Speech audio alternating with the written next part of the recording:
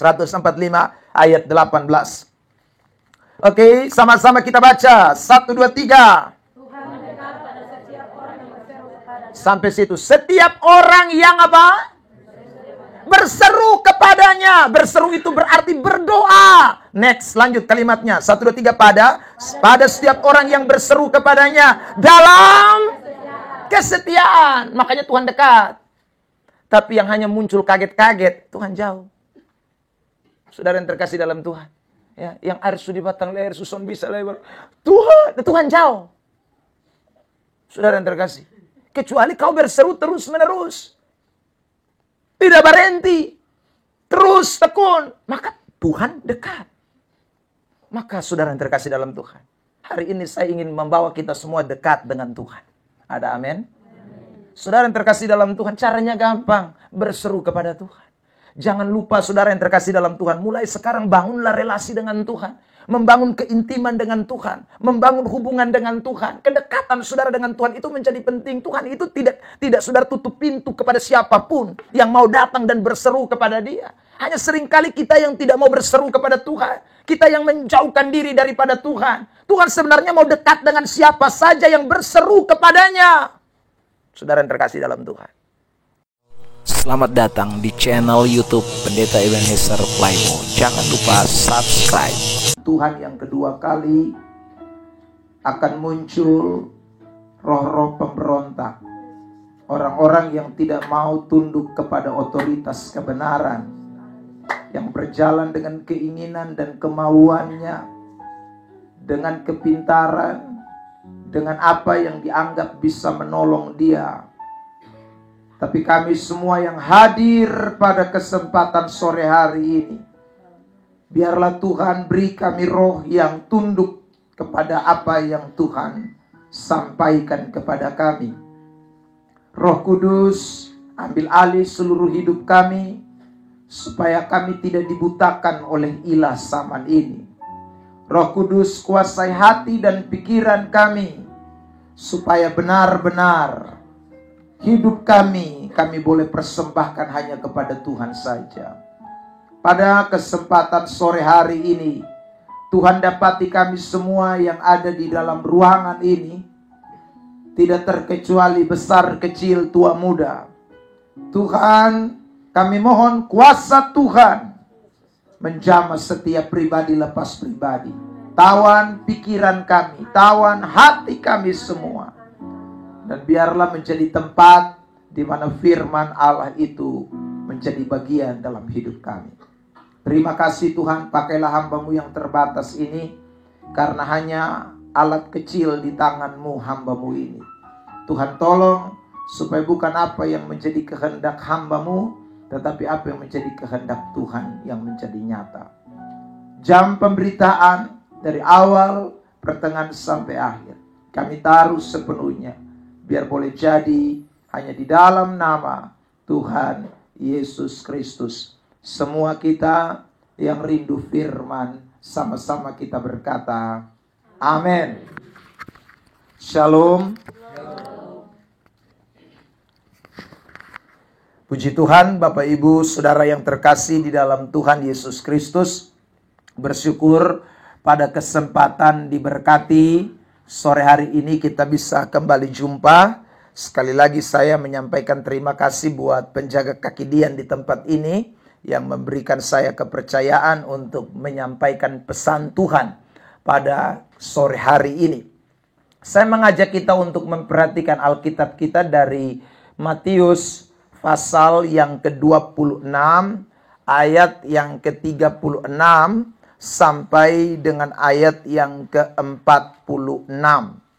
Matius pasal 26 ayat yang ke-36 sampai 46.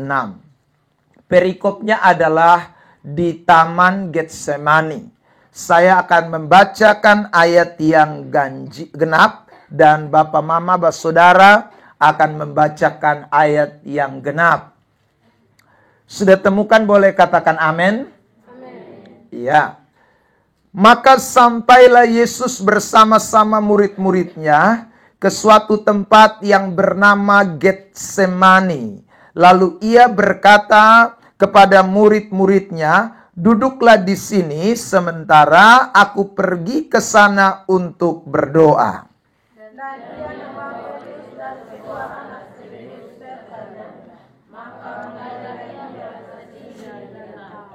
Lalu katanya kepada mereka, "Hatiku sangat sedih seperti mau mati rasanya.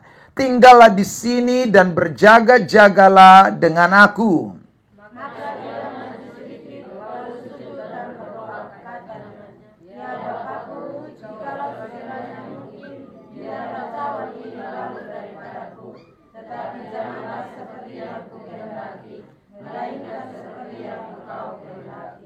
Setelah itu ia kembali kepada murid-muridnya itu dan mendapati mereka sedang tidur. Dan ia berkata kepada Petrus, "Tidakkah kamu sanggup berjaga-jaga 1 jam dengan aku?"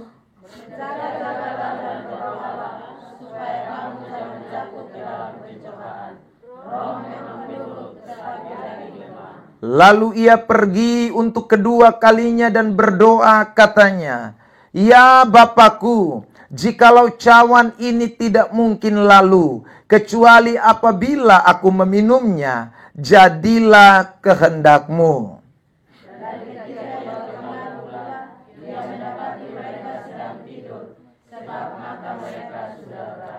Ia membiarkan mereka di situ lalu pergi dan berdoa untuk ketiga kalinya dan mengucapkan doa yang itu juga.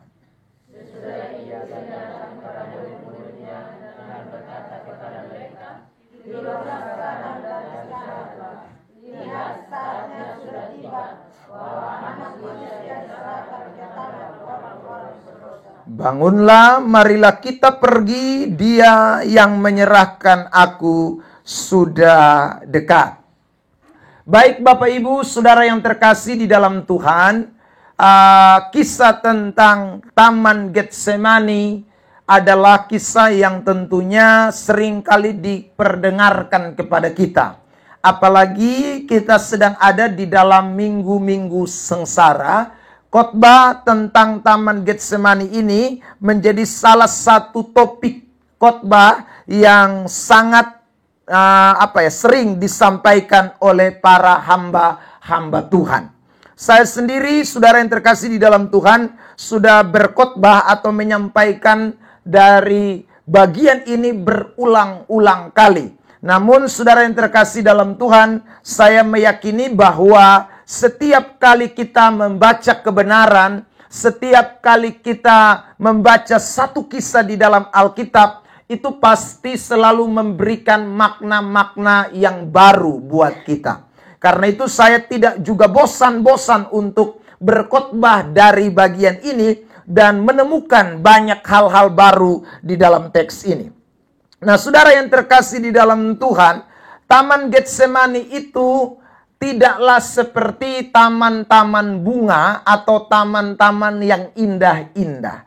Jadi kalau saudara pergi ke Taman Getsemani, saudara tidak akan temukan bunga-bunga warna merah, hijau, kuning, dan lain sebagainya. Nah, kenapa saudara? Karena Taman Getsemani itu adalah satu tempat yang di sana terdiri dari batu-batu yang sangat besar. Yaitu ada di Taman Getsemani.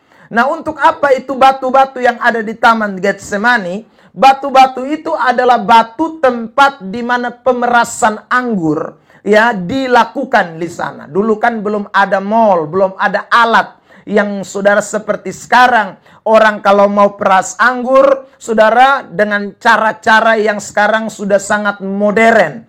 Kalau pada masa itu masih pakai manual atau cara-cara tradisional. Nah, untuk itulah di tempat yang namanya Getsemani itu adalah satu tempat yang mana orang-orang Israel membawa anggur-anggur mereka. Di sana mereka kemudian peras anggur-anggur mereka itu di atas batu-batuan yang ada di taman itu. Nah, saudara yang terkasih di dalam Tuhan, Yesus memulai pergumulannya atau memulai penderitaannya itu sejak dia berada di taman yang namanya Getsemani. tempat di mana pemerasan anggur itu, saudaraku, disitulah Yesus memulai penderitaannya. Nah, saudara yang terkasih di dalam Tuhan, kalau kita baca tadi mulai dari ayat 36 sampai dengan ayat yang ke-46, di Taman Getsemani itu kita menemukan banyak sekali pelajaran yang Yesus berikan kepada kita semua. Apa saja pelajaran yang kita bisa temukan di Taman Getsemani atau di tempat pemerasan anggur itu? Yang pertama, mari kita memperhatikan ayat tadi di dalam Matius 26, ayat 39 dan seterusnya. Ada beberapa ayat yang berbicara secara khusus tentang hal berdoa. Dikatakan di ayat 39, maka ia maju sedikit, lalu sujud dan berdoa. Lalu di ayat 41 dan 42, berjaga-jagalah dan berdoalah. Di ayat 42 itu, lalu ia pergi untuk kedua kalinya dan berdoa. Ayat 44, ia membiarkan mereka di situ, lalu pergi dan berdoa untuk ketiga kalinya dan mengucapkan doa yang itu juga.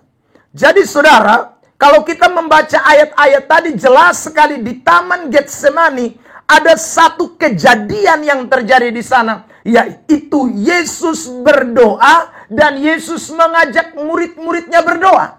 Dan kalau saudara yang terkasih dalam Tuhan, itu dinyatakan berulang-ulang kali di dalam Matius 26, maka sesungguhnya di dalam cerita di Taman Getsemani itu pelajaran tentang hal berdoa itu sedang disampaikan kepada kita semua. Ada amin? Itu yang pertama.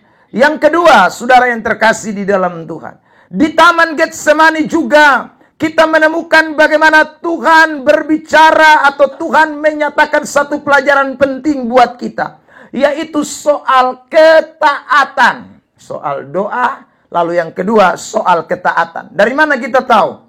Mari kita lihat. Dalam Matius 26 itu ada ayat 42 yang mengatakan, jadilah kehendakmu. Kalau ada kata jadilah kehendakmu, itu berarti jadilah kehendak Tuhan. Jadilah kehendak Bapa. Jadilah kehendak Allah. Nah, kalau kita dikatakan jadilah kehendak Tuhan, jadilah kehendak Bapa, itu berarti kita diminta untuk taat, tunduk kepada apa yang menjadi kemauan Tuhan. Jadi saya ulang, apa saja pelajaran di Getsemani? Satu, Tuhan ajar kita untuk berdoa. Yang kedua, Tuhan ajar kita untuk taat. Yang ketiga, saudara, apa yang kita temukan di Taman Getsemani itu? Saudara yang terkasih, di Taman Getsemani kita belajar tentang Yesus menyatakan bagaimana orang Kristen itu harus hidup di dalam kewaspadaan. Ayat 41 misalnya, berjaga-jagalah dan berdoalah supaya kamu jangan jatuh ke dalam pencobaan. Roh memang penurut, tetapi daging lemah. Itu ayat jelas, saudara. Yesus sedang mengajak kita untuk menjadi orang Kristen itu waspada, berjaga-jaga, hati-hati, karena roh penurut tetapi daging lemah. Jadi saya ulang lagi, doa, taat, waspada. Saudara, apalagi yang kita temukan? Masih ada pelajaran di sana. Saudara, pelajaran yang keempat yang kita bisa temukan di Taman Getsemani adalah di Taman Getsemani Yesus mengajarkan saudara dan saya untuk tidak menyerah ketika kita ada menghadapi penderitaan.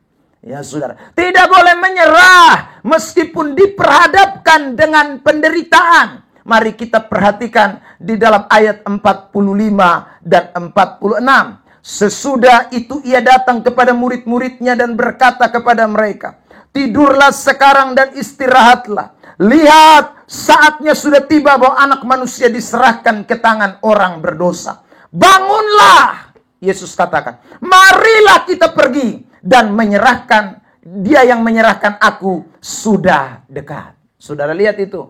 Jadi Yesus meskipun di ayat 39 dikatakan dia sedih mau mati rasanya, dia gentar. Tapi ketika itu dia berdoa dan dia mendapatkan kekuatan untuk tidak menyerah. Dia bangkit dan kemudian dia ajak murid-murid untuk pergi menghadapi cawan penderitaan itu. Ini artinya saudara, Di Taman Getsemani kita bisa belajar 4 hal penting. 1, berdoa. 2, ketaatan. 3, saudara, kewaspadaan. Dan yang keempat, soal tidak menyerah di tengah penderitaan. Jadi ini 4 pelajaran yang kita bisa temukan di Taman Getsemani. Nah, saudara yang terkasih di dalam Tuhan, 4 pelajaran yang tadi saya sebutkan, itu adalah pelajaran-pelajaran yang mewarnai seluruh isi Alkitab. Kalau kita bicara soal tidak boleh menyerah di tengah penderitaan, minggu lalu saya bicara di tempat ini soal itu panjang lebar. Saudara yang terkasih, dari kisah Ayub, dari kisah Elia, dan lain sebagainya. Saudara yang terkasih dalam Tuhan, kalau kita bicara soal ketaatan misalnya, seluruh Alkitab mengajarkan bahwa memang orang Kristen harus tunduk, harus taat kepada kebenaran. Kalau kita bicara soal kewaspadaan, saudara, maka memang seluruh Alkitab mengajarkan kepada kita untuk berwaspada, apalagi menjelang hari kedatangan Tuhan yang sudah tidak lama lagi. Kalau kita bicara soal berdoa, maka seluruh isi Alkitab pun memberikan kita pelajaran tentang hal berdoa. Ini artinya 4 ini adalah bagian-bagian yang sangat penting dalam hidup kekristenan, yang Tuhan mau orang-orang Kristen tidak boleh melupakan. Orang-orang Kristen harus tunduk melakukan apa yang Tuhan kehendaki. Itulah pelajaran di Taman Getsemani. Nah, saudara, 4 bagian itu kalau saya bahas satu-satu, tadi saya bilang ini seluruh bagian Alkitab, maka khotbah hari ini akan sampai besok pagi.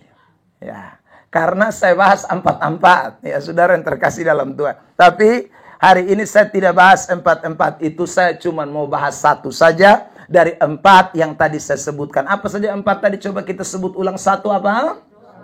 Sama-sama sebut. 1, 2, 3, Ya, yang kedua sama-sama apa? Taat. Lalu yang ketiga sama-sama apa? Waspada. Lalu keempat sama-sama katakan tidak menyerah. Ada amin ya. Saudara, itu 4 hal. Nah, saya hanya bicara 1 saja, saudara yang terkasih, yaitu tentang hal berdoa. Bilang samping kiri kanan, sore ini kita belajar hal berdoa. Ya.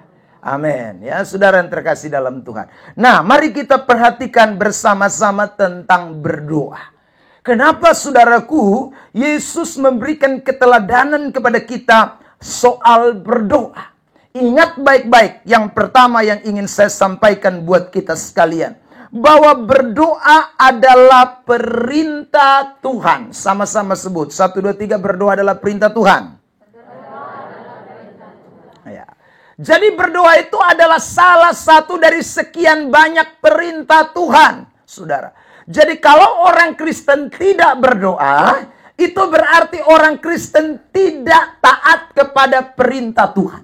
Kalau tidak taat kepada perintah Tuhan, itu berarti dosa, saudara yang terkasih dalam Tuhan. Jadi kalau ada orang Kristen yang tidak berdoa, itu berarti orang Kristen itu sedang melakukan dosa di hadapan Tuhan. Tanya samping kiri kanan, hari ini kamu sudah berdoa belum? Ya, saudara. Jadi kalau saudara tidak berdoa, meskipun saudara bilang, saya tidak curi lagi Pak Pendeta, saya sudah tidak berzina lagi Pak Pendeta, saya sudah tidak main judi lagi Pak Pendeta. Tapi kalau kamu tidak berdoa, itu berarti kamu tetap melakukan yang namanya kejahatan. Ya, karena itu perintah Allah. Karena dosa itu adalah, saudaraku, kejahatan yang dilakukan oleh seseorang, termasuk pelanggaran terhadap hukum Allah. Itu dosa. Maka anak-anak Tuhan, entah siapapun kita yang namanya orang Kristen, dia wajib untuk hidup di dalam doa. Maka ada ayat ini, mari kita baca. 1 Tesalonika 5 ayat yang ke-17. 1 Tesalonika 5 ayat 17. Ini ayat pendek ya. 1 Tesalonika 5 ayat 17. Cuma 2 kata. Oke, 1 Tesalonika 5 ayat 17. 1, 2, 3. Ulang. 1, 2, 3. Tetaplah berdoa. Kalau ada kata tetaplah, itu berarti sesuatu yang tidak boleh tidak dilakukan sekalipun, saudara yang terkasih dalam Tuhan. Ya, atau tidak boleh diabaikan. Namanya tetap, artinya konsisten. Tetap itu berarti terus menerus. Tetap itu berarti tidak dilakukan satu kali. Tetap itu berarti saudara tidak berhenti. Itu kata tetap. Ada amin? Saudara yang terkasih di dalam Tuhan. Jadi kalau orang Kristen tidak berdoa, saya ulang lagi, maka dia sedang melakukan pelanggaran terhadap hukum Allah. Karena perintah Tuhan itu harus berdoa. Saudara yang terkasih dalam Tuhan, tetaplah berdoa. Tidak ada ayat yang mengatakan bahwa kalau kamu sulit berdoalah, tapi kamu kalau senang ketawa-ketawalah.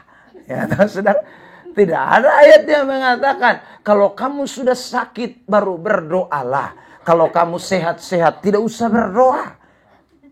Saudara yang terkasih dalam Tuhan, tidak ada ayat yang mengatakan kalau kamu ada dalam pergumulan berdoalah. Kalau sudah selesai pergumulanmu berhentilah berdoa.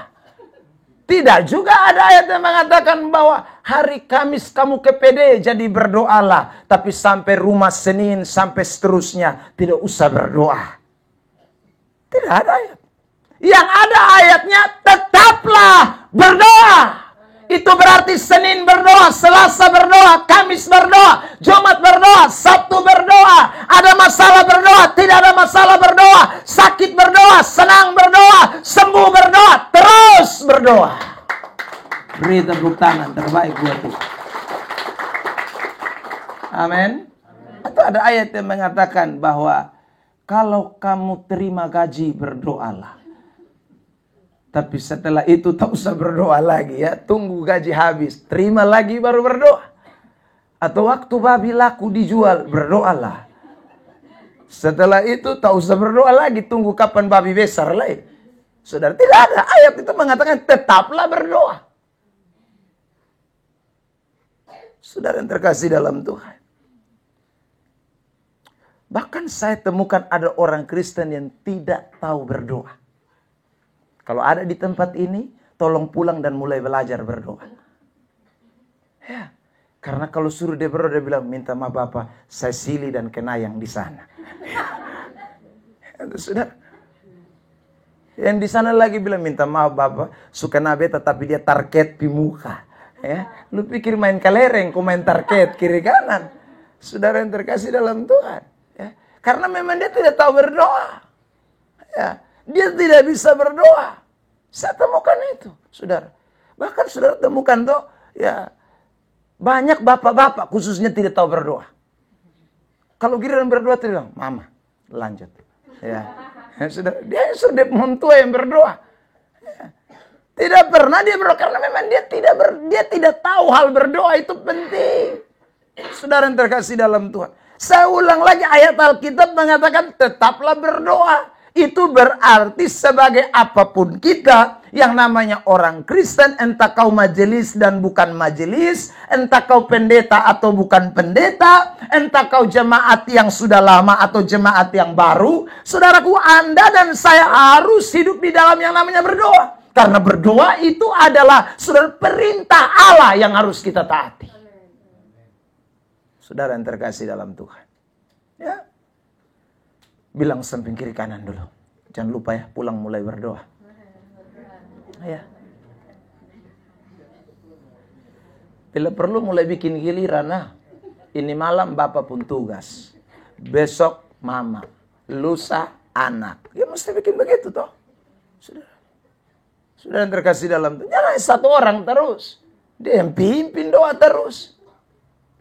Ya sudah yang terkasih dalam Tuhan. Itu berarti hanya ada satu orang yang taat di rumah. Yang lain tidak taat. Yang lain tidak hidup dalam perintah Tuhan. Padahal Alkitab bilang tetaplah berdoa, bertekunlah di dalam doa. Lihat ini, Kolose 4 ayat 2. Kitab Kolose pasal 4 ayat 2. Mari kita baca. Kolose 4 ayat 2. Dalam hitungan ketiga. Kolose 4 ayat 2. 1, 2, 3. Bertekunlah dalam doa. Sampai situ saja. Bertekunlah di dalam doa. Itu berarti saudara yang terkasih dalam Tuhan, saya ulang lagi. Doa itu tidak boleh hanya sekali. Doa itu tidak boleh hanya sewaktu-waktu, tetapi doa itu harus menjadi bagian yang terus-menerus kita lakukan. Ada amin? Ya. Nah, kalau satu perintah itu diberikan, saudara dengar baik-baik. Tentu di balik perintah itu ada sesuatu makna yang tersembunyi di dalamnya. Saya ulang ya, saudara. Kalau Tuhan memberikan satu perintah, itu berarti di balik dari perintah itu ada makna yang tersembunyi di dalamnya. Saya berikan contoh, saudara yang terkasih. Kenapa Tuhan suruh Anda mesti rajin beribadah misalnya? Karena orang yang beribadah, Alkitab berkata, saudara, roti makanannya diberkati. Orang yang rajin ibadah, Alkitab berkata, saudara yang terkasih di dalam Tuhan, dia akan mendapatkan keuntungan besar. Alkitab berkata, orang yang beribadah, saudaraku, hidupnya akan semakin dari hari ke hari, semakin menjadi lebih baik. Nah, itu berarti di dalam ibadah itu mengandung sesuatu. Makanya Tuhan memberikan perintah harus beribadah. Demikian juga dengan berdoa. Kalau Tuhan beri kepada kita perintah, bertekunlah di dalam doa, tetaplah berdoa, jangan berdoa dengan jemu-jemu, saudara. Itu berarti di balik daripada doa, itu ada sesuatu yang besar maknanya, yang Tuhan mau berikan kepada saudara dan saya. Ada amin? Ada amin? Amin. Bilang samping kiri kanan dulu, tidak ada perintah yang tidak bermakna. Halo. Lihat ini ayat dulu, Amsal 13, ayat 13. Mari ya jemaat Tuhan. Amsal 13 ayat yang ke-13. Amsal 13 ayat 13. Sudah temukan? Oke, sampai semua. Amsal 13 ayat 13. Sudah temukan, katakan amin. Oke, dalam hitungan ketiga sama-sama. 1, 2, 3.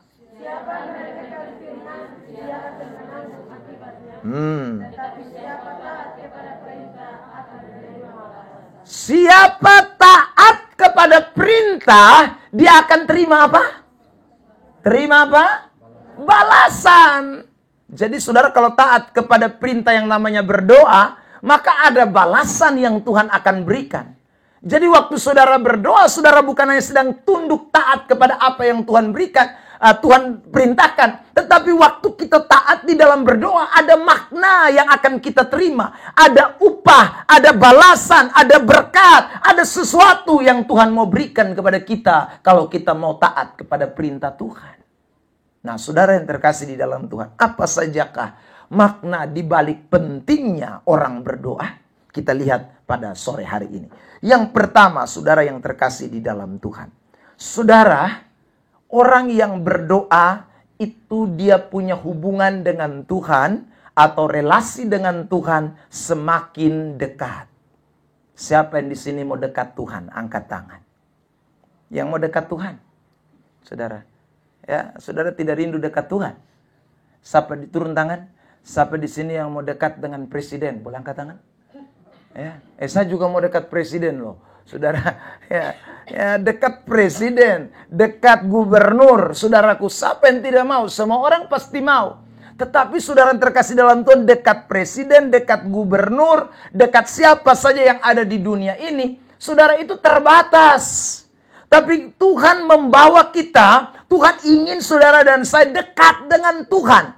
Tapi saudara, bagaimana kita bisa dekat dengan Tuhan? Saudara, waktu saya tadi tanya, Anda mau dekat dengan presiden, caranya sulit banget.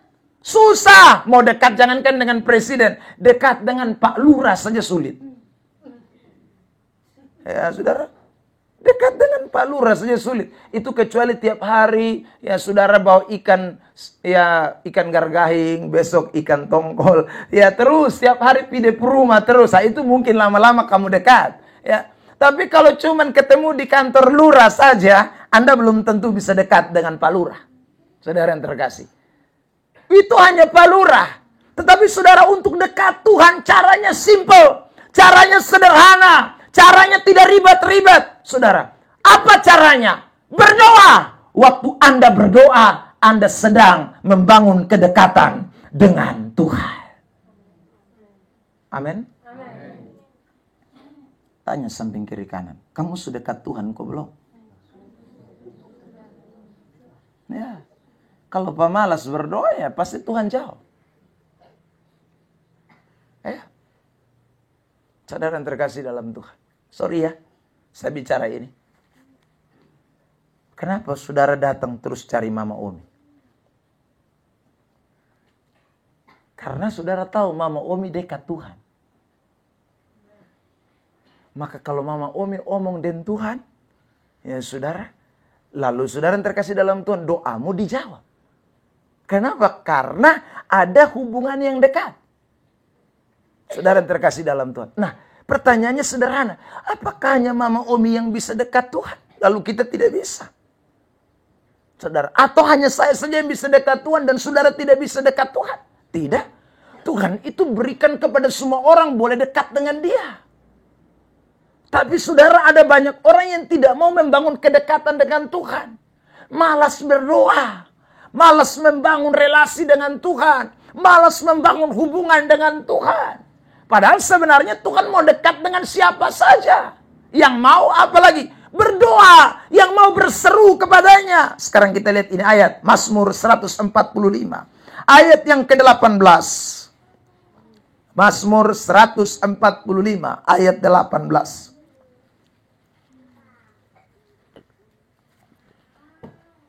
145 ayat 18. Oke, sama-sama kita baca. 1, 2, 3.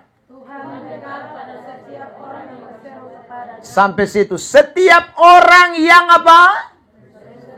Berseru kepadanya. Berseru itu berarti berdoa. Next, lanjut kalimatnya. 1, 2, 3. Pada setiap orang yang berseru kepadanya dalam kesetiaan. Makanya Tuhan dekat. Tapi yang hanya muncul kaget-kaget, Tuhan jauh. Saudara yang terkasih dalam Tuhan. Ya, yang air sudi batang leher susun bisa lebar. Tuhan jauh. Saudara yang terkasih. Kecuali kau berseru terus menerus. Tidak berhenti. Terus tekun. Maka Tuhan dekat. Maka saudara yang terkasih dalam Tuhan. Hari ini saya ingin membawa kita semua dekat dengan Tuhan. Ada amin? Saudara yang terkasih dalam Tuhan, caranya gampang. Berseru kepada Tuhan. Jangan lupa saudara yang terkasih dalam Tuhan. Mulai sekarang bangunlah relasi dengan Tuhan. Membangun keintiman dengan Tuhan. Membangun hubungan dengan Tuhan. Kedekatan saudara dengan Tuhan itu menjadi penting. Tuhan itu tidak saudara tutup pintu kepada siapapun yang mau datang dan berseru kepada Dia. Hanya seringkali kita yang tidak mau berseru kepada Tuhan. Kita yang menjauhkan diri daripada Tuhan. Tuhan sebenarnya mau dekat dengan siapa saja yang berseru kepadanya. Saudara yang terkasih dalam Tuhan. Lihat lagi nih, Yakobus pasal 4. Yakobus pasal yang keempat. Ya. Yakobus pasal yang keempat, ayat yang ke-8. Ya, kita baca itu ayat ya. Yakobus pasal 4 ayat 8. Oke, sudah temukan? Sudah temukan? Oke, hitung 1, 2, 3. Sampai situ. Mendekatlah kepada Allah, maka Allah bilang apa? Menjauh darimu? Oh, tidak ada saudara yang terkasih dalam Tuhan. Jadi kalau saudara dekat Tuhan terus, Tuhan dekat. Saudara dekat Tuhan terus, Tuhan dekat dengan saudara. Saudara yang terkasih dalam Tuhan Yesus Kristus. Kalau seandainya satu hari Bapak Melki Lakalena, ya, tahu Melki Lakalena? So kenal toh? Gubernur terpilih, ya saudara. Dia datang ke rumah saudara. Lalu dia bilang, minta maaf, saya ini hari dan besok mesti nginap di rumahmu. Saudara yang terkasih. Waktu Bapak Lakalena nginap di rumah Anda, saudara yang terkasih, Anda tidak ada gula pasir. Anda tidak ada teh, tidak ada kopi, ya saudara. Makan, sajikan nasi juga, saudara, tidak ada sayur, tidak ada lauk pauk, saudaraku. Waktu Lakalena lihat itu semua, apakah Lakalena hanya bilang begini, kasihan lupung miskin lai. Ya, terus saudara, apakah Lakalena omong begitu saja? Saudara, saya rasa tidak. Pasti begitu dia lihat di dapur tidak ada gula, tidak ada teh, tidak ada kopi, hanya nasi saja, saudara, tidak ada lauk pauk. Saudara, dia akan bilang sama dia pun ajudan, cepat menuju pasar Impres dan Oiba. Ya, jangan lupa beli 1 kilo gula pasir, beli bukan 1 kilo, emang kali 1 karung gula pasir. Saudara, itu saudara, kalau hanya 1 kilo itu mungkin hanya Pak Lurah yang nginap di rumah saudara. Tapi kalau gubernur tidak mungkin saudaraku 1 kilo ya. Saudara, pasti dia akan bilang beli 1 karung ya saudara. Dia mungkin bilang beli daging sei, dia mungkin bilang beli ini dan itu saudara. Kenapa? Karena dia dekat dengan saudara, dia tahu keberadaan saudara. Saudara yang terkasih dalam Tuhan. Tapi kalau saudara tidak dekat, Anda bawa spanduk besar, pergi berdiri di depan ini kantor gubernur. Tulisan di situ adalah, tolong kami orang miskin. Saudara teriak sampai gargantang putus, belum tentu gula 1 karung turun di rumah. Iya. Kenapa? Karena saudara tidak dekat dengan dia. Saudara yang terkasih dalam Tuhan. Nah, Tuhan pun demikian. Kadangkala saudara yang terkasih dalam Tuhan, kita tidak undang Tuhan hadir di dalam hidup kita. Kita tidak punya relasi yang dekat dengan Tuhan. Ya, sehingga saudara yang terkasih dalam Tuhan, Anda tidak bisa melihat pertolongan Tuhan. Anda tidak bisa melihat bagaimana Tuhan berkarya di dalam hidupmu. Tapi dengar baik-baik pesan Tuhan hari ini. Doa adalah kunci di mana saudara bisa datang dan mendekat kepada Tuhan. Dan Tuhan datang mendekat kepada saudara. Dan waktu dia dekat kepada saudara, tidak ada satu perkara pun yang mustahil bagi Tuhan. Dia mampu mengerjakan kalau dia dekat dengan saudara. Ada amin? Saudara yang terkasih di dalam Tuhan. Kenapa perempuan yang mengalami pendarahan itu mengalami mujizat? Karena dia dekat dengan Tuhan dan dia menyentuh jubah Tuhan. Maka seketika itu juga saudaraku, darah yang sudah mengalir sekian tahun itu berhenti seketika. Karena dia dekat dengan Tuhan. Saudara yang terkasih, tidak ada yang mustahil kalau saudara dekat dengan Tuhan. Maka hari ini, lewat khotbah ini, saya mau mengajak kita semua, jangan jauh-jauh dari Tuhan Allah. Dekatlah dengan Tuhan. Caranya adalah bangun hubungan dengan Tuhan. Tiap hari semakin dekat, semakin intim dengan Tuhan. Ada amin? Saudara yang terkasih di dalam Tuhan, selain dia, kalau doa itu membuat saudara dekat Tuhan, doa itu juga akan membawa saudara mengalami yang namanya damai sejahtera. Ya, semakin saudara berdoa, Tuhan dekat. Lalu semakin saudara berdoa, saudara juga akan melihat damai sejahtera Allah itu akan mengalir dalam hidup saudara. Lihat ini ayat Filipi pasal 4 ayat 6 sampai ayat 7. Kitab Filipi pasal 4 ayat 6 sampai dengan ayat 7. Mari kita lihat ayat ini. Filipi pasal 4 ayat 6 sampai ayat 7. Oke, sudah temukan, katakan amin. Ya, dibacakan buat kita. 1, 2, 3. Tetapi nyatakanlah dalam segala hal keinginanmu kepada Allah dalam doa dan permohonan dengan ucapan syukur. Damai sejahtera Allah yang menembus segala akal akan memelihara hati dan pikiranmu dalam Kristus Yesus. Saudara perhatikan di situ dikatakan jangan khawatir, lalu kemudian nyatakanlah dalam doa dan permohonan. Waktu saudara menyatakan di dalam doa dan permohonan, apa yang terjadi? Itu ayat mengatakan damai sejahtera Allah yang melampaui segala akal akan memelihara hati dan pikiranmu. Saudara yang terkasih di dalam Tuhan, ingatlah baik-baik. Yang dibutuhkan di dunia ini paling utama itu adalah damai sejahtera. Ya, saudara. Kenapa saya katakan damai sejahtera? Bukan uang, bukan pangkat, bukan jabatan, bukan kesehatan, bukan. Yang paling prioritas itu adalah damai sejahtera. Saya mau tanya kepada saudara, Anda punya uang banyak, tapi kalau hatimu tidak damai, kira-kira enak atau tidak? Tidak enak, saudara. Anda sehat, tapi kalau Anda tidak damai, itu juga tidak enak, saudara yang terkasih.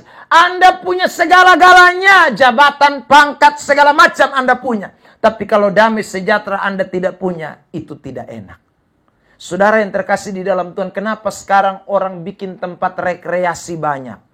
Kenapa orang bikin tempat cuci mata banyak? Saudara yang terkasih dalam Tuhan. Kenapa saudara yang terkasih di dalam Tuhan sekarang banyak sekali tempat-tempat hiburan.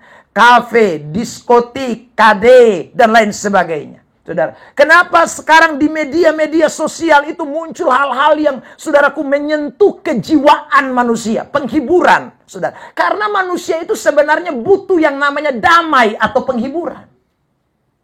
Itu kebutuhan utama manusia.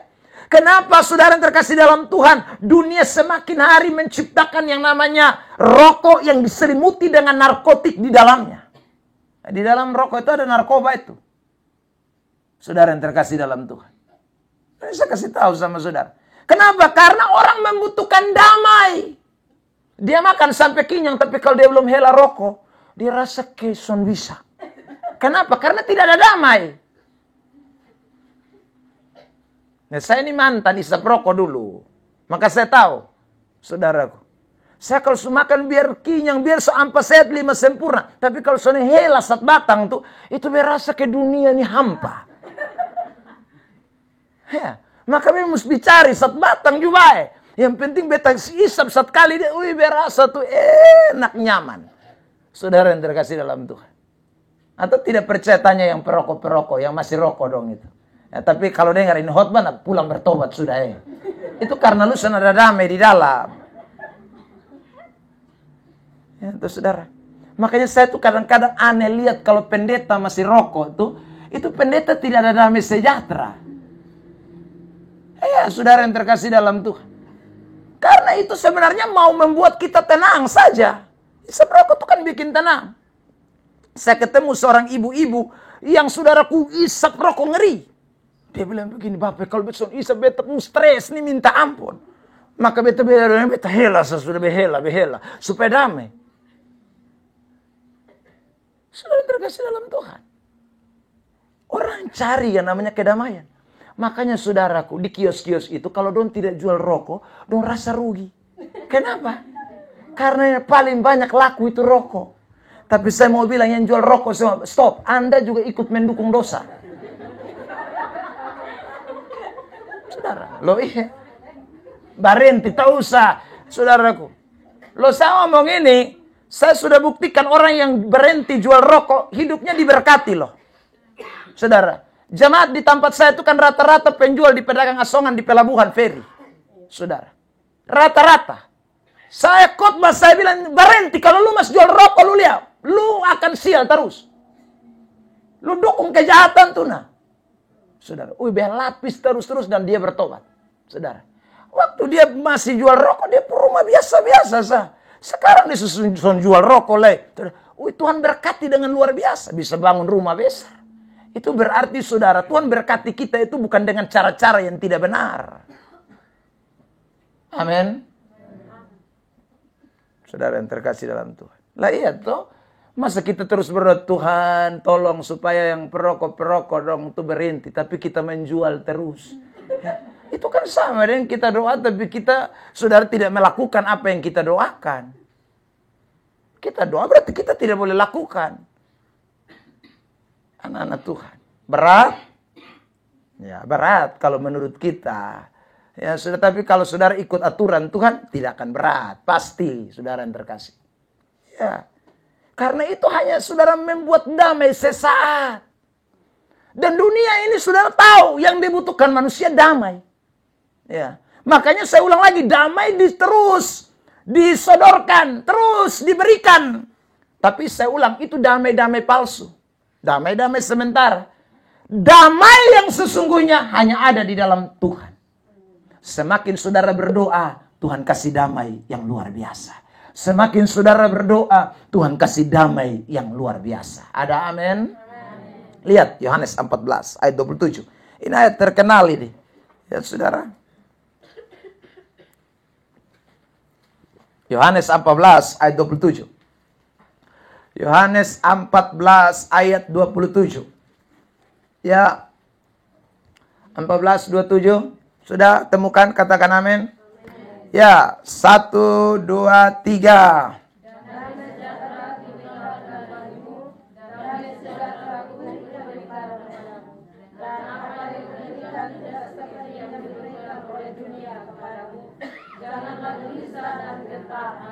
Apa yang diberikan tidak seperti yang diberikan dunia. Yang diberikan dunia itu apa? Yang tadi saya sebut, tempat-tempat hiburan. Yang diberikan dunia itu apa, saudaraku? Uang, jabatan, pangkat. Yang diberikan dunia untuk bikin orang damai itu apa? Narkoba, saudaraku. Free sex, termasuk rokok di dalamnya, alkohol di dalamnya. Supaya bikin orang damai, tapi itu damai palsu.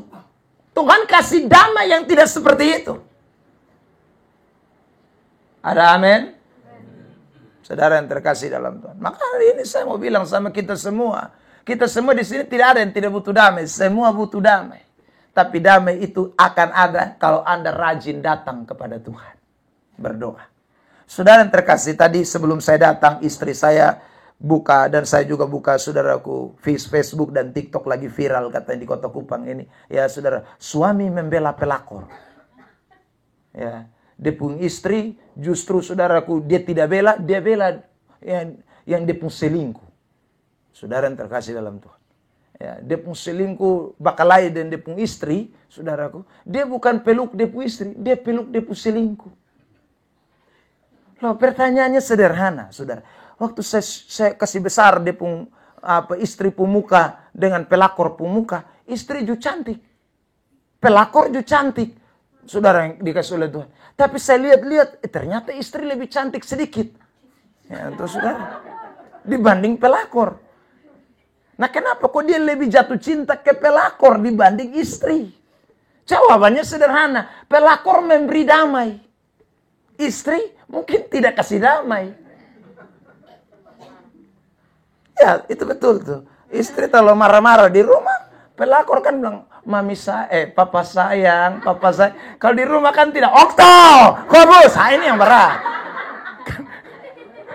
Saudara yang terkasih dalam Tuhan. Soalnya pada damai. Soalnya pada damai. Bukan pada yang lain-lain. Bukan soal pada kecantikan. Dan saudara, minta maaf, ini memang tidak seluruhnya. Tapi kebanyakan saya lihat, yang saudara, yang selingkuh, dia pun istri lebih cantik daripada dia pun selingkuhan. Ya. Mam tuh kok cantik ini satu parah. Ya, tuh. Tapi kok kenapa dia mau dan ini satu? Rupanya dia, kalau saudara tanya, Bapak ini beta rasa damai sekali. Lo belum tahu. Ya, saudara. Itu. Kenapa manusia cari damai? Tapi saya ulang lagi, tidak ada damai yang saudara dapat dari pelakor, selingkuhan, omong kosong. Itu nanti lu akan lihat di akibat nanti. Saudara, itu ini hari itu yang dia ada kesenang lu. Ya, mungkin karena dia ada dapat sesuatu yang baik dari lu. Coba nanti susonde lain, dia pun gila lebih dari lu istri di rumah. Saudara yang terkasih dalam Tuhan. Iya. Kan ada istilah orang dunia bilang apa? Ada uang abang disayang. Tidak ada uang abang di apa? Sepak bola. Ya, saudara. Itu abang ditendang. Ya, saudara yang terkasih dalam Tuhan. Ya, ada malu pun doi itu. Makanya dia sengaja papi, saudaraku, Hani dan lain sebagainya. Putar balik. Ya, saudaraku. Jadi ingatlah baik-baik. Tidak ada damai sejati di ini dunia. Yang ada itu datang dari Yesus Kristus. Karena itu saudara, kalau mau dapat itu damai, jangan pernah berhenti berdoa. Ada masalah, lari pi Tuhan. Ya, ada masalah, lari pi Tuhan. Jangan lari pi tanpa hiburan. Lu stres. Saudara yang terkasih. Beberapa waktu yang lalu, cukup lama, mungkin 2-3 bulan yang lalu, saya nonton ibu-ibu, ya saudara, paksa batareak di pinggir laut. Ya, katanya supaya melepaskan kegalauan dan stres. Jadi saudara, ada 5 ibu, masing-masing teriak. Satu, pokoknya teriak sepuas-puasnya.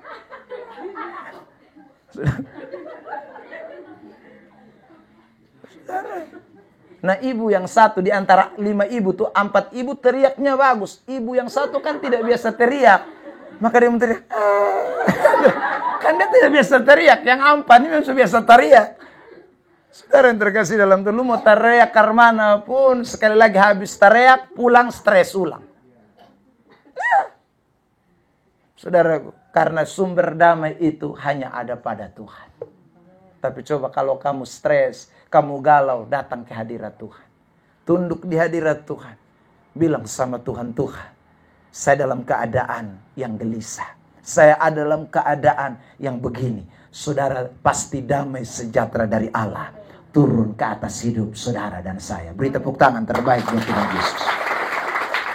Ini penting buat kita semua ya. Karena itu jangan pernah lupa, doa itu penting. Ya, saudaraku. Satu, saya ulang lagi, doa itu buat kita dekat Tuhan. Ya. Lalu kemudian yang kedua, doa bikin kita damai sejahtera. Waduh, luar biasa saudara. Kemarin saya KKR di Bena.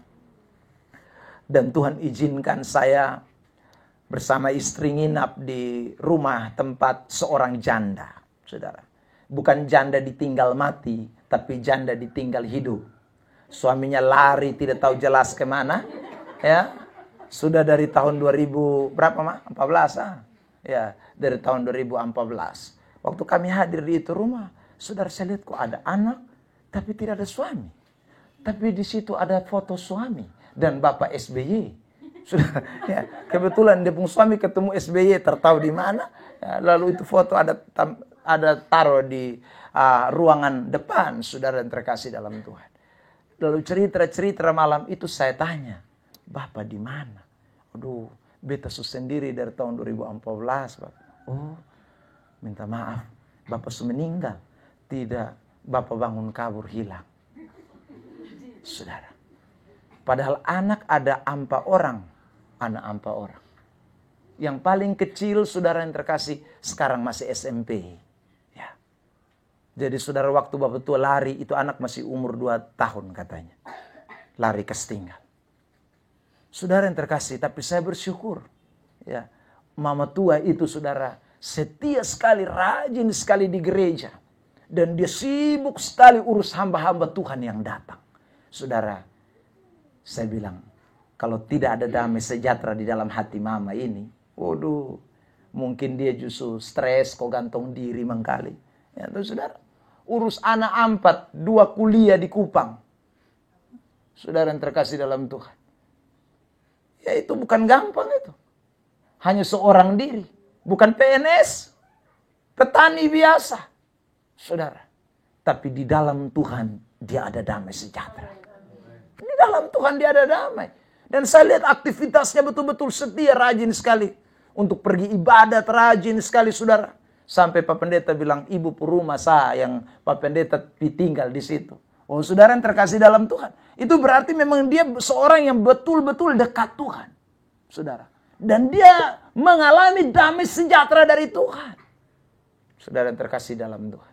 Damai sejahtera dari Tuhan. Mah hidup ini sekali lagi. Kalau saudara dekat Tuhan, ada damai. Tapi kalau tidak dekat Tuhan, stres. Yang bunuh-bunuh diri, coba saudara bangkitkan dia, kau tanya, kenapa lu bunuh diri? Pasti dia bilang stres. Ya kan dia mati, makanya bangkit dulu bertanya. Tuh saudara, tidak ada orang pigantung diri sambil menyanyi, soraklah haleluya, omong kosong. Pasti ada stres berat. Ya tuh saudara, damai tidak ada. Mereka pigantung diri. Ya saudara, bulan Januari itu kan kita dengar orang bunuh diri banyak itu saudara. Bahkan saya nonton di satu video, satu keluarga bunuh diri rame-rame.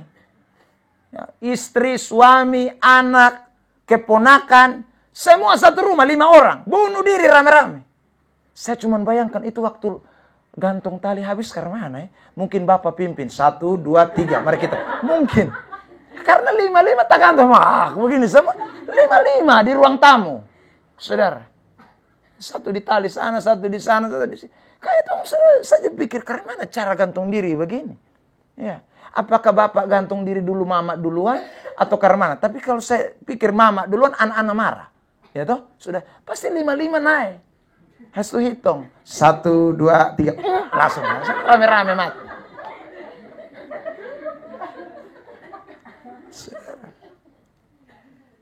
Makanya hati-hati, saudara. Kalau saudara tidak ada damai, saudara bisa bawa aja kan istri, anak-anak. Ma, Pak, mari kita ke jembatan Liliba. Lalu sampai di sana ada berdiri rame-rame. Ayo 1, 2, 3, mari kita lompat bareng-bareng. Kalau saya begitu, saudara, maka saya bilang kita berdiri habis, lu lompat, saya turun kembali. Saudara, siapa mau mati gila? Ya. Sudah, tapi itu kenyataan, itu fakta. Berapa waktu yang lalu kita dengar orang bunuh diri massal, dia bakar satu rumah, semua dia mati sama-sama rame-rame. Damai tidak ada, dan orang bisa ambil keputusan apa saja. Saudara, karena itu betapa pentingnya damai sejahtera. Kuncinya di mana? Doa. Selesai. Doa. Tidak susah-susah, bukan pibeli dan doi. Doa sah. Saudara yang terkasih. Tapi itulah orang kadang-kadang tidak mau. Setan tipu, saudara. Setan tipu kita. Doa datangkan damai sejahtera. Ketiga, apa yang doa berikan kepada saudara dan saya? Yang ketiga, mari kita belajar firman Tuhan. Saudara, doa itu memberikan kekuatan besar. Ada amin? Kekuatan besar buat kita. Mari kita lihat Yakobus pasal yang kelima ayat 16. Ini ayat terkenal ini. Yakobus pasal yang kelima ayat 16. Yakobus pasal 5 ayat 16. Ya, oke. Sudah temukan, katakan amin. Ya, kita baca lagi ayat ini bersama-sama. 1, 2, 3. Karena itu hendaklah kamu saling mengaku dosamu dan saling mendoakan supaya kamu sembuh. Doa orang yang benar bila dengan yakin didoakan, sangat besar kuasanya. Beri tepuk tangan terbaik buat Tuhan Yesus. Amin. Doa itu besar kuasanya. Terjemahan lain mengatakan besar kekuatannya doa itu, saudaraku. Artinya doa itu melampaui kekuatan apapun di dunia ini, saudara. Ya, kekuatan dokter, doa lebih. Kekuatan siapa? Uang, doa lebih. Saudara yang terkasih dalam Tuhan. Maka ingatlah baik-baik, saudara. Doa itu punya kekuatan yang luar biasa. Tapi ada banyak orang Kristen tidak menjadikan doa sebagai kekuatan di dalam hidupnya. Ya. Saya selalu bilang di mana-mana. Orang suka menjadikan doa itu adalah jalan terakhir. Jalan pertama apa? Saudaraku, biasanya dong cari dulu orang kuat. Ya, toh, orang pintar. Ya, saudara. Pokoknya cari semua yang di dunia ini, saudara. Kalau sudah semua tidak bisa lagi, baru terakhir dong Tuhan. Padahal Tuhan itu kekuatan, saudaraku, di dalam doa kita. Doa itu mendatangkan kekuatan buat saudara dan saya. Tapi orang seringkali doa diabaikan. Orang seringkali mengabaikan yang sangat penting di dalam hidupnya. Saudara yang terkasih dalam Tuhan. Selain damai sejahtera, yang dibutuhkan kedua dalam hidup kita adalah kekuatan. Itu penting sekali. Saudara. Kekuatan kalau tidak ada ini, aduh, potong sulemasa. Ya. Kekuatan kalau susah ada ini, potong sunoesa, orang Kupang bilang. Ya. Makanya betapa pentingnya kekuatan di dalam hidup kita. Kekuatan itu memampukan saudara dan saya untuk bangkit dan menghadapi apapun di tengah-tengah dunia ini. Ya. Saudara yang terkasih, kenapa tadi kita baca dalam Matius pasal 26? Yesus bisa punya kekuatan. Yesus bisa bangkit dan menghadapi musuhnya. Karena dia ada kekuatan. Ketika apa? Waktu dia berdoa. Sebab kalau dia tidak berdoa, tidak ada kekuatan. Saudara yang terkasih dalam Tuhan. Saya baca satu ayat ini buat kita. Mari kita lihat Yesaya pasal yang ke-40. Saudara yang terkasih dalam Tuhan. Yesaya pasal 40, mari kita perhatikan. Ya. Kitab Yesaya 40 ayat 31 mulai. 40 ayat 31. Ya. Yesaya 40 ayat 31. Jemaat, kita bersama-sama baca teks ini. 1, 2, 3. Tetapi orang-orang yang menanti-nantikan Tuhan mendapat kekuatan baru. Mereka seumpama Raja Wali yang naik terbang dengan kekuatan sayapnya. Mereka berlari dan tidak menjadi lesu. Mereka berjalan dan tidak menjadi lelah. Ya. Orang yang menanti-nantikan Tuhan itu mendapat kekuatan baru, saudara. Ya. Jadi kalau saudara ada di dalam hadirat Allah, Allah tuh kasih kekuatan baru terus. Kekuatan yang memampukan saudara bisa terbang seperti Raja Wali. Saudara, kenapa dipakai burung Raja Wali? Karena Raja Wali itu kalau terbang sangat tinggi, saudara. Ya, dia bisa mengatasi badai. Dia bisa mengatasi, saudaraku, angin. Dia bisa mengatasi berbagai macam, saudaraku, keadaan. Itu Raja Wali. Makanya saudara, orang Kristen yang berdoa, itu dia punya kekuatan yang baru di dalam dirinya. Betapa pentingnya itu, saudara. Ya. Hari Minggu setelah saya pulang, saudara, kami sampai mungkin sekitar jam 4 atau setengah 4 ya.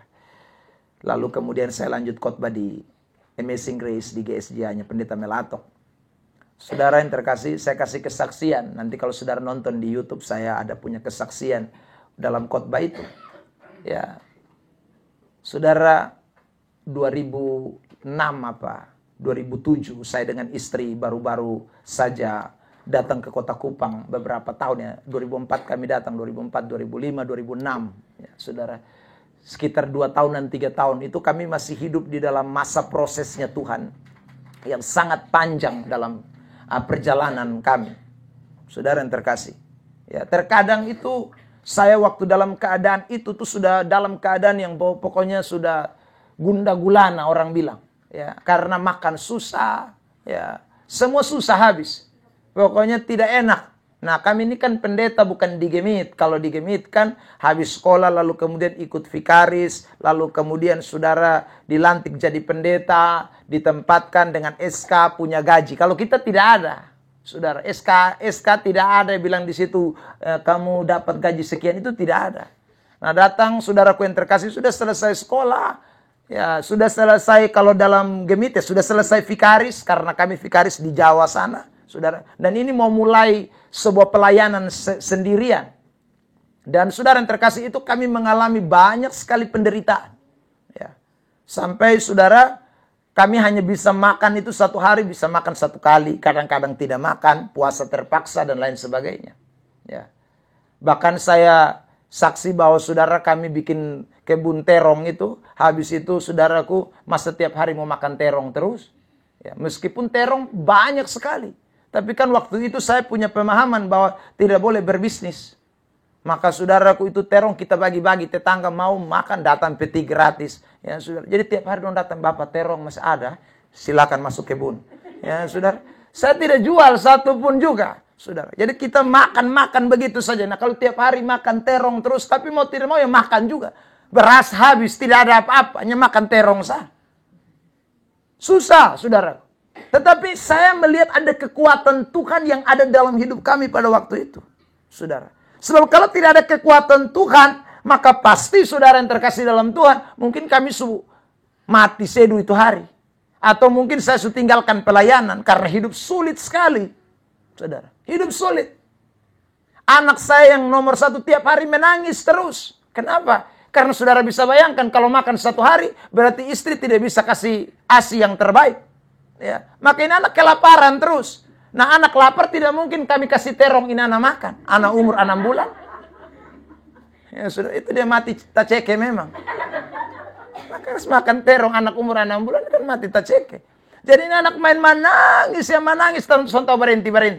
Saudara. Ya mungkin karena dia lapar. Ya. Saya suruh kasih tete. Istri saya sampai sudah bilang kita suka tete. Mau karena mana lagi? Ya. Kita kasih minum air, saudara. Air putih. Tidak ada gula juga, mau taruh gula apa. Ya sudah, air putih kita kasih. Saudara yang terkasih dalam Tuhan. Kadang-kadang air beras, air nasi. Kita kasih dia.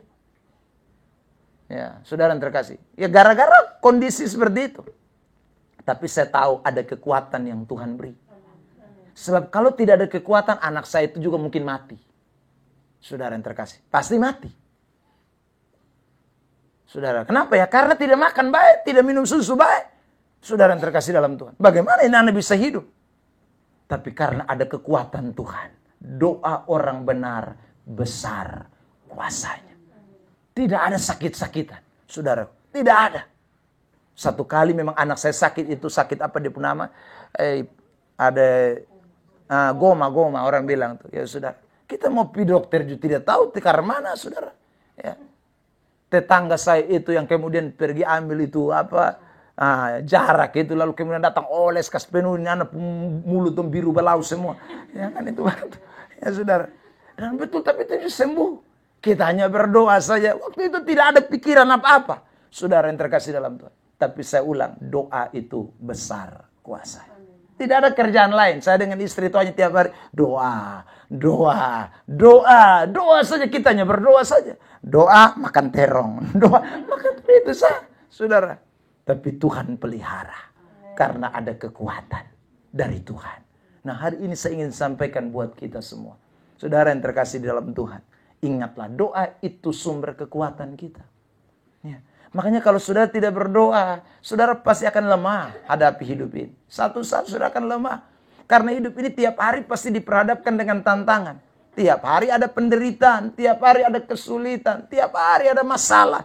Nah kalau saudara tidak hidup di dalam doa, mau jadi apa? Ya saudara, doa itu kunci kekuatan kita. Semakin kamu dekat Tuhan, ada kekuatan ekstra dalam hidup saudara. Ada amin? Ada amin? Bilang samping kiri kanan, saya lihat kamu lemah-lemah itu karena kamu tidak berdoa. Ya saudara. Saya kadang-kadang ganggu kalau lihat orang-orang kalau menyanyi begini. Dia tepuk tangan begini. Kita ada semangat minta ampun menyanyi begini. Ini semua mati saya. Ya. Saudara, itu kalau saya senggol, saya bilang doa. Makanya doa itu kasih kekuatan. Doa itu kasih semangat kita. Doa itu membangkitkan kita. Saudara. Kalau gairah hidup susah ada, itu bahaya. Anak-anak Tuhan. Ya. Kekuatan kita ada di dalam doa. Haleluya. Haleluya. Bilang samping kiri kanan, doa ternyata penting. Satu, doa bikin kita apa tadi? Belum keluar dari sini. Doa bikin apa saudara? Dekat. Ini kok Anda lupa mau dekat Tuhan, lupa doa, ini bahaya. Doa bikin kita apa? Dekat Tuhan. Dua, doa bikin kita apa? Merasa damai. Doa bikin kita apa yang tiga? Kekuatan. Wah, ini luar biasa. Yang terakhir, yang keempat. Doa itu membawa kita mengalami perubahan hidup. Amin. Tadi saya sebut, kenapa ada orang yang tidak berhenti-berhenti merokok? Kenapa ada orang yang tidak berhenti-berhenti bersinah? Kenapa ada orang yang tidak berhenti-berhenti mabuk? Saudara, kalau pakai kita pun kemampuan, memang susah berhenti. Tapi kalau kita berdoa dan Tuhan bekerja dalam hidup kita, tidak ada perkara yang Tuhan tidak bisa rubah. Ada amin? Saudara yakinlah ini. Saudara yang terkasih, dan itu saya alami. Saudara yang terkasih dalam Tuhan. Kenapa saya tadi bilang saya dulu merokok, sekarang tidak merokok? Kenapa dulu saya tukang mabuk, sekarang saya tidak tukang mabuk?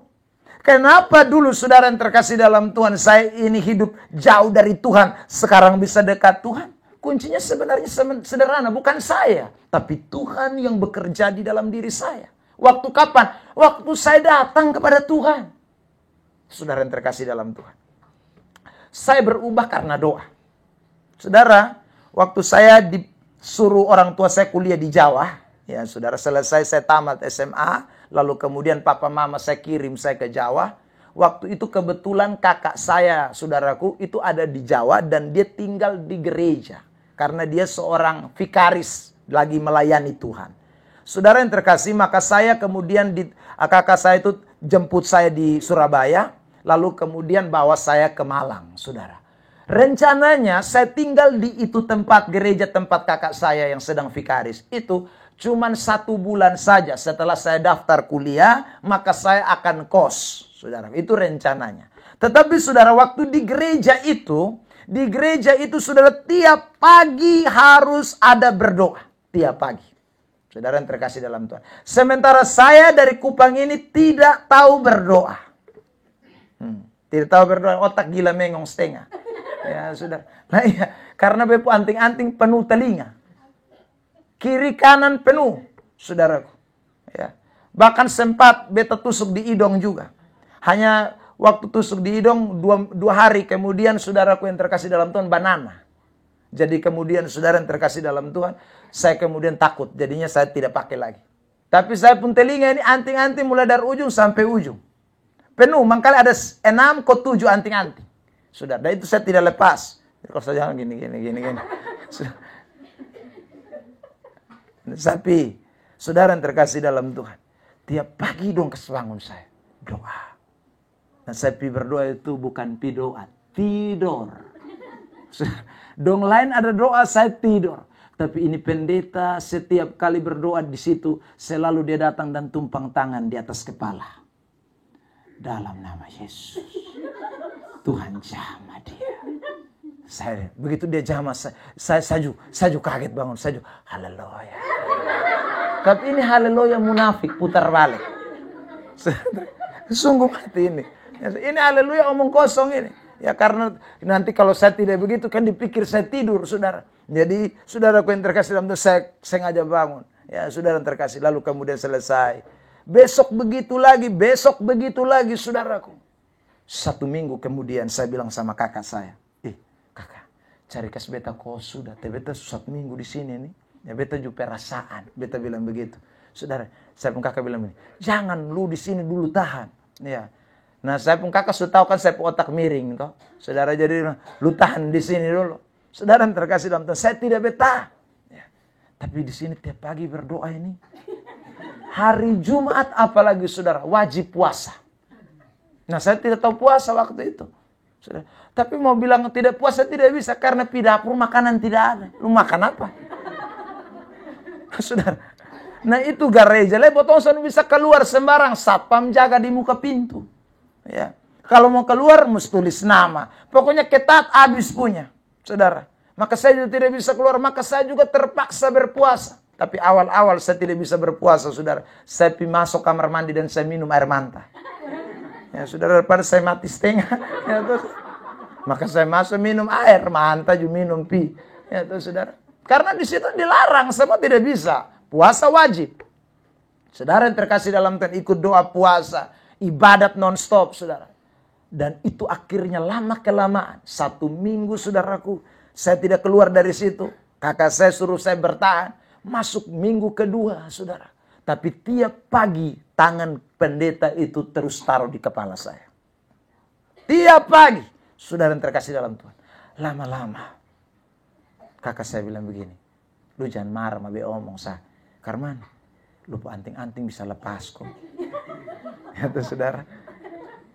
Beta juga pikir-pikir kiri kanan. Sudah diseomong begini. Beta juga perasaan. Beta lepas. Saudara. Beta lepas. Beta masih rokok waktu itu.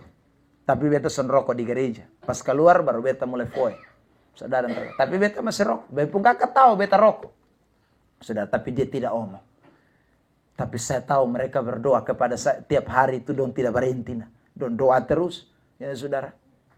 Lama kelamaan. Saudara. Anting-anting lepas. Lama kelamaan. Saudara. Kakak saya tegur lagi. Beta tahu. Lu biar sembunyi-sembunyi. Lu ada tarik saudara. Saya bilang, kakak tahu. Ya, saya. Ya. Stop, sudah. Ya, saudara. Lama kelamaan saya juga akhirnya dengan sendirinya, saudara. Memang awal-awalnya belum. Ada rasa Roh Kudus bicara. Jangan. Ingat kata-kata Tuhan. Ingat. Tapi saya masih lawan. Saudara. Tapi saya ulang lagi tiap pagi. 1 bulan toh, saudara. Tangan hamba Tuhan itu terkadang buat saya terus. Tiap pagi saudara. Lama-lama saya mulai merasakan sesuatu yang berbeda terjadi dalam diri saya. Saudara. Lama-lama saya mulai rasa sesuatu terjadi dalam diri saya. Berbeda. 1 bulan saudara. Dan akhirnya saya ambil keputusan. Untuk berhenti total. Saya berhenti total saudara yang terkasih dalam Tuhan. Saya mulai tahu arti menyembah Tuhan.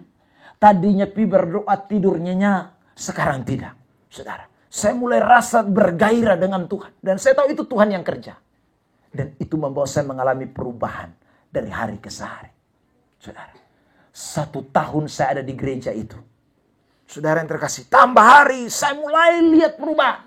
Sekarang bukan lagi orang suruh saya berdoa. Saudara, sekarang saya punya gairah sendiri berdoa. Bukan hanya pagi saja saudara. Tapi saya mulai bangun mesbah doa sendiri. Saudara kadang-kadang siang-siang. Kalau saya tidak kuliah. Ya, waktu itu saya bukan kuliah pendeta, kuliah lain, kuliah informatika, komputer. Saudara, saya turun angkat gitar di gereja, mulai menyanyi, mulai menyembah Tuhan, mulai rasakan hadirat Tuhan. Saudara, tiap kali waktu luang pasti saya lakukan itu. Masuk tahun kedua saya dalam perkuliahan. Hamba-hamba Tuhan di gereja itu bilang, mereka bernubuat lalu mereka berkata, Tuhan bicara bahwa kau tidak akan jadi sarjana informatika komputer, tapi kau akan jadi pendeta. Waktu dia bilang, kosong gila mangkali. Dia bilang, biar ada kuliah enak-enak itu, saudara. Tapi itu tanda-tanda Tuhan mulai mau panggil saya, saudara. Itu tanda-tanda mulai nyata. Saudara yang terkasih dalam Tuhan. Dan Tuhan mulai bentuk dari itu. Tuhan mulai bentuk dari itu. Sampai akhirnya, saudaraku yang terkasih, saya tidak bisa mengelak panggilan Tuhan. 2 tahun setelah saya kuliah, saya ambil keputusan berhenti. Dan kemudian saudara, saya beri hidup saya untuk full timer melayani Tuhan. Waktu saya telepon papa mama di Kupang, dong semua kaget. Karena dong tahu saya otak mengong setengah. Saudara yang terkasih dalam Tuhan. Dong tiba-tiba saya bilang, saya mau kuliah pendeta. Lu gila mangkali, model kelulu pendeta. Ya itu sudah. Lalu saya bilang, tidak, memang saya sudah beri sapu hidup untuk jadi hamba Tuhan. Saudara yang terkasih dalam Tuhan. Lu pikir babai dulu. Dong semua bilang begitu. Tidak, saya bilang tidak, saya betul-betul mau melayani Tuhan. Dan saya sudah komitmen dengan Tuhan hari ini. Saya tinggalkan kuliah saya dan saya beri hidup saya untuk Tuhan. Saudara yang terkasih dalam Tuhan, dimulai dari apa? Doa.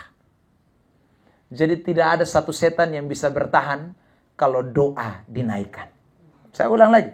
Tidak ada satu kejahatan yang bisa bertahan kalau doa dinaikkan. Tidak ada satu, saudaraku, kebiasaan buruk yang bisa bertahan kalau ada doa yang dinaikkan. Maka doa kunci dari perubahan hidup saudara dan saya. Beri tepuk tangan terbaik buat Tuhan. Saya mau pesan hari ini buat mama-mama yang sedang bergumul, buat laki-laki, suami-suami yang kepala batu. Jangan berhenti berdoa. Jangan berhenti berdoa, saudara. Dia pun kepala batu itu saat-saat akan hancur kalau saudara tetap tekun di dalam doa. Tapi kalau kau berhenti berdoa, lakimu akan tambah foe. Percayalah. Tapi kalau kau berdoa di hadirat Tuhan, dia pun kepala batu model apapun, satu saat akan berubah. Doa itu besar kuasanya. Ada amin? Apalagi dia ada tidur ngorok-ngorok itu yang lupi kau berdoa. Ya itu saudara, itu yang pi berdoa.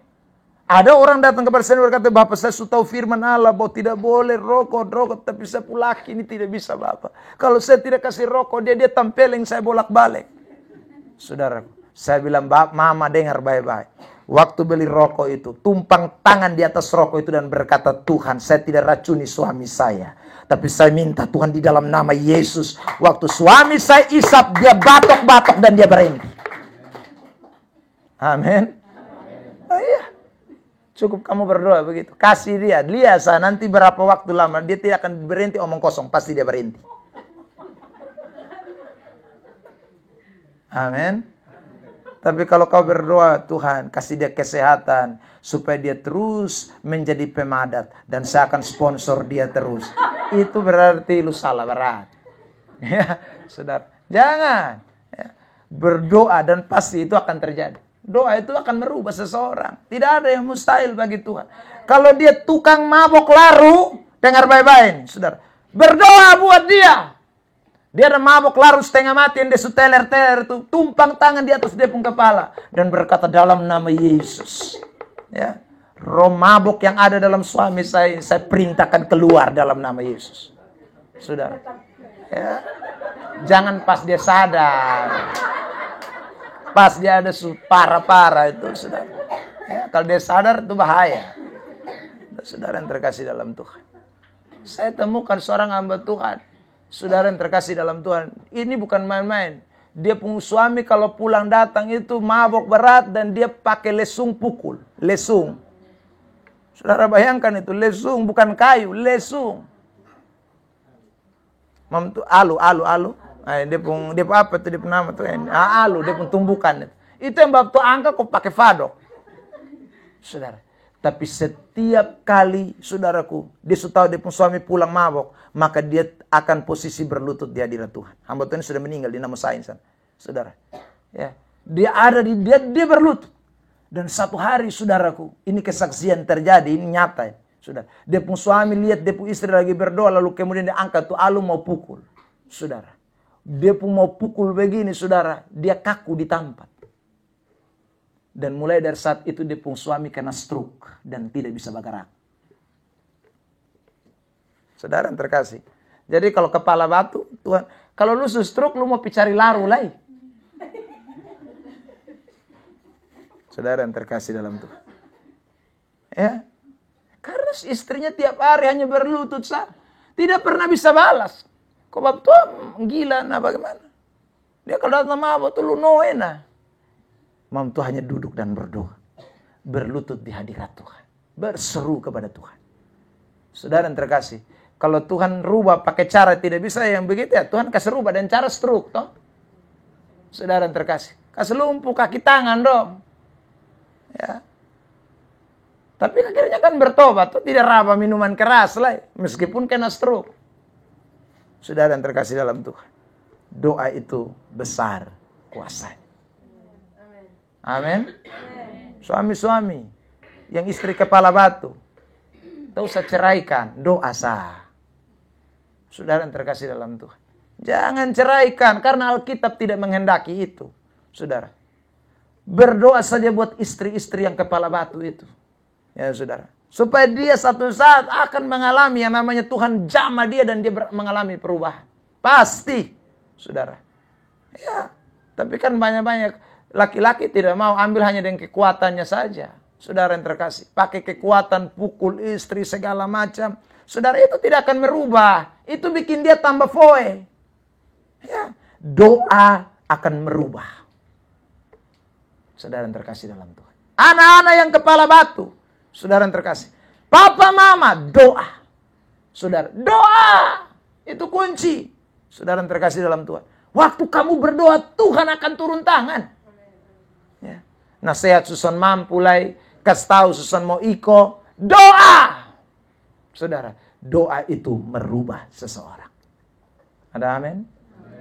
Paulus kepala batu sah, gereja mula-mula berdoa dia bertobat. Ya tahu saudara? Jadi doa itu saya yakin luar biasa penting dalam hidup kekristenan. Ini kita datang di persekutuan apa? Doa.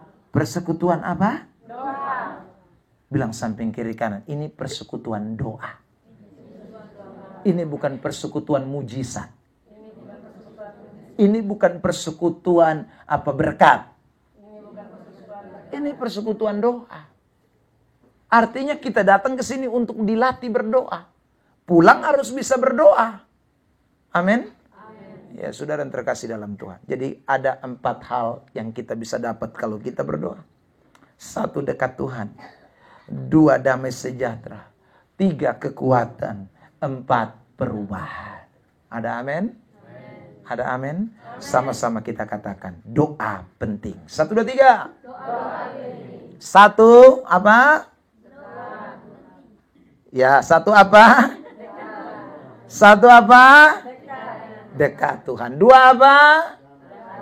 3 apa? 4 apa? Bilang samping kiri kanan, kamu pasti berubah kalau ada dalam doa. Amin. Saya tutup yang terakhir, tiba-tiba Tuhan ingatkan saya. Saudara yang terkasih. Selain rokok, sirip pinang itu tidak boleh. Saya bisa ngomong. Saudara yang terkasih dalam Tuhan. Berhenti, yang mas makan sirip pinang dong. Berhenti.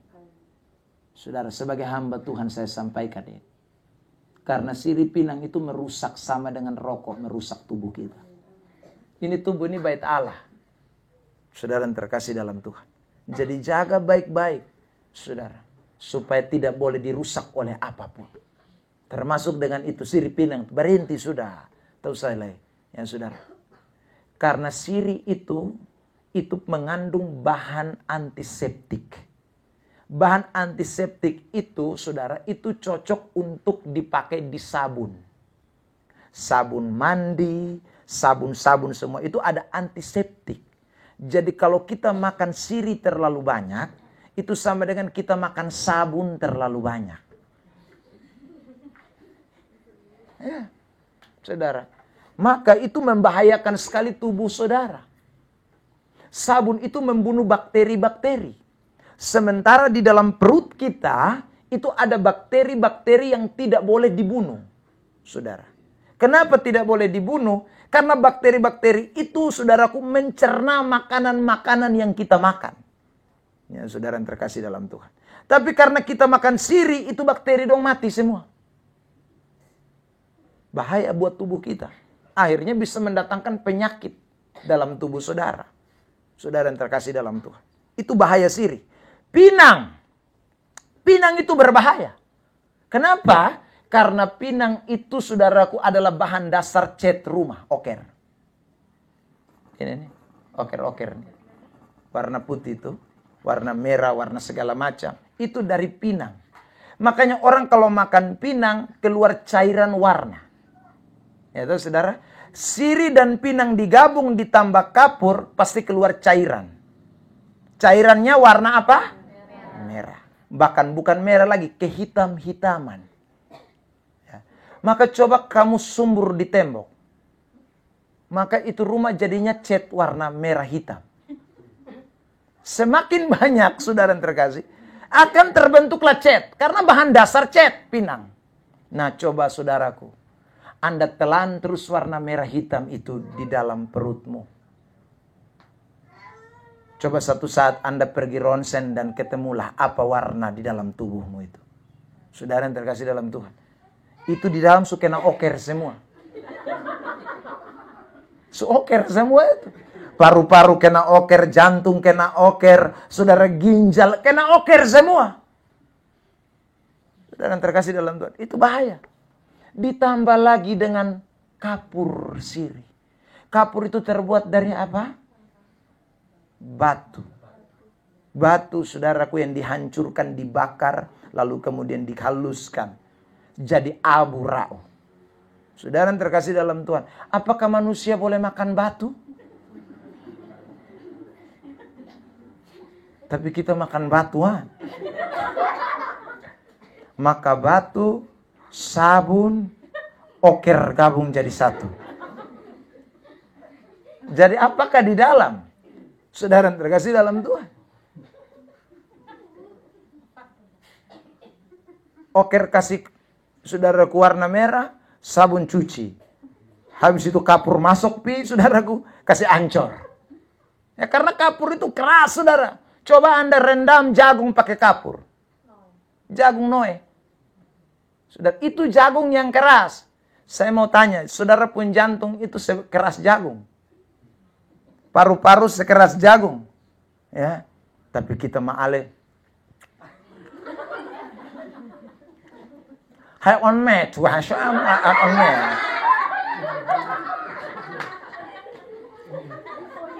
Hai slek-lek tuhan syam mana ya.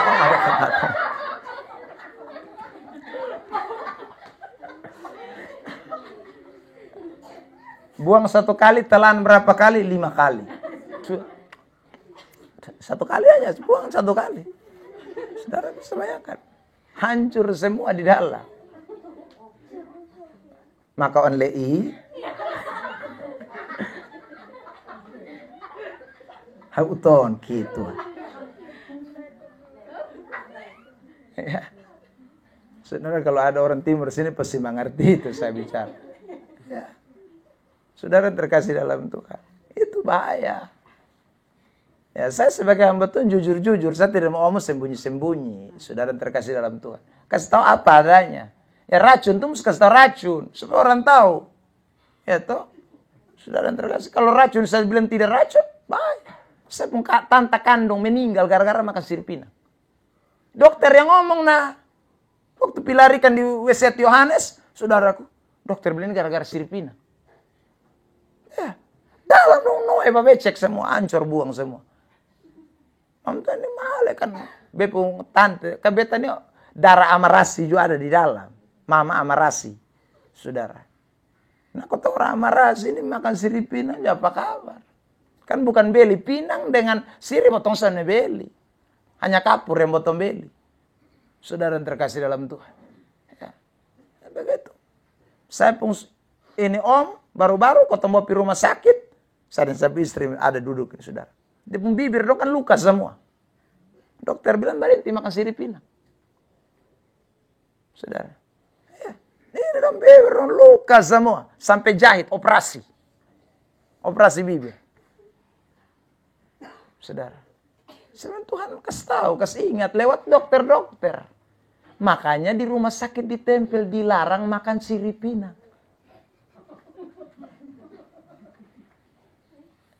Sudah coba tanya dokter lah. Pikir saya kan, saya bukan dokter. Saya hanya kasih tahu sebagai hamba Allah. Tapi kalau saudara mau tahu jelas, tanya dokter. Baru dokter kasih jelas. Saudara yang terkasih dalam Tuhan. Itu bahaya. Zat-zat berbahaya ada di dalamnya. Maka pesan Tuhan hari ini betapa penting. Kalau susah doa. Tuhan dalam nama Yesus sirip pinang dong nih Tuhan. Ini salah satu Tuhan. Rokok bet subarenti main satu ini. Nah, doa kunci. Ada amin. Percayalah, Anda akan berhenti. Pasti itu. Saudara yang terkasih dalam Tuhan. Gigi yang hitam putih, yang putih saja jadi hitam. Nah ya kan, keras itu. Saudara yang terkasih dalam Tuhan. Gigi saya hitam buang. Itu keras tuh. Maka jangan. Saya jujur-jujurnya saya sebagai hamba Allah, saya ingatkan itu. Saudara, jangan. Ini momen terpenting buat kita semua. Ada amin? Tuhan berkati kita dengan ini firman. Doa segalanya buat kita. Ada amin? Tidak ada yang berat, pokoknya doa. Saya ngomong ini sudah tidak usah pakai kekuatan. Karena pakai kekuatan nanti Anda bilang aduh susah lah. Jangan, doa. Karena yang bisa rubah orang hanya Tuhan. Ya, doa kunci segalanya. Itu kuncinya. Ya, Kakak Yuman, siapkan satu lagu kita mau berdoa. Malam hari ini, sore hari ini kita mau serahkan di hadapan hadirat Tuhan. Terima kasih Tuhan.